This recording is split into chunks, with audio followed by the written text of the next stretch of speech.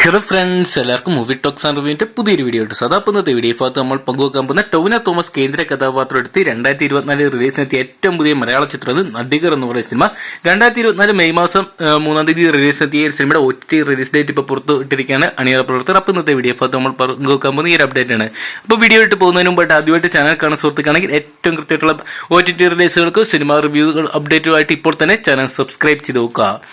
ടൊവിനോ തോമസ്, ദിവ്യ പിള്ള, ബാലു വർഗീസ്, ഭാവന, സുരേഷ് കൃഷ്ണ, സൗബിൻ ഷാഗർ, ഷൈൻ ടോം ചാക്കോ തുടങ്ങി മലയാളത്തിലെ ഒരുപറ്റ യുവതാരങ്ങളെല്ലാം അണിനിരത്തി രാജ് ജൂനിയർ അണിയിച്ചൊരുക്കിയ ഏറ്റവും പുതിയ മലയാള ചിത്രമായിരുന്നു നടികർ എന്ന് പറയുന്ന സിനിമ. ഏകദേശം 40 കോടിയോളം ബഡ്ജറ്റ് ഒരുങ്ങിയ സിനിമ ബോക്സ് ഓഫീസിൽ വലിയൊരു പരാജയമായിട്ട് മൂക്കുകുത്തുന്ന കാഴ്ചയെന്ന് കാണാൻ സാധിച്ചിട്ടുണ്ട്. തെലുങ്കിലെ വമ്പൻ പ്രൊഡക്ഷൻ കമ്പനിയായ മൈത്രി മൂവി മേക്കേഴ്സും ഗുഡ് സ്പീഡ് സിനിമയും കൂടെ ചേർന്നാണ് ഈ സിനിമ നിർമ്മിച്ചിട്ടുണ്ടായത്. എന്തൊക്കെയാണ് ടൊവിനോയുടെ കരിയറിലെ ഏറ്റവും വലിയ ദുരന്തമായിട്ട് മാറിയ ചിത്രത്തിന്റെ OTT ഇപ്പോൾ ഇതാ വിറ്റുപോയിക്കാണ്. ചിത്രത്തിന്റെ ഡിജിറ്റൽ റൈറ്റ്സ് എല്ലാം തന്നെ സ്വന്തമാക്കിയിരിക്കുന്നത് നെറ്റ്ഫ്ലിക്സ് ആണ്.